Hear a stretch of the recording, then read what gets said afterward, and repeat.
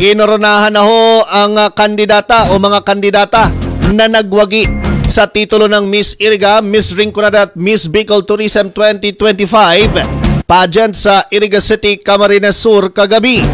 Inirang bilang Miss Iriga ang tubong San Nicolas na si Bettina Pauline Francia na majorette leader ho ng University of St. Anthony o USANT.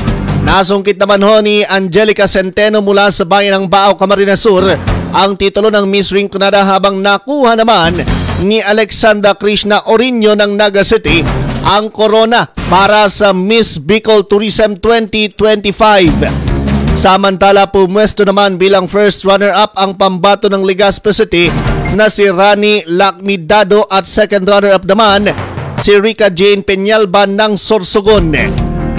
Bukod do mga kaibigan sa titulo at corona, mag-uuwi rin ang mga ito ng cash prize mula naman po sa pamahalaang panlungsod ng Iriga.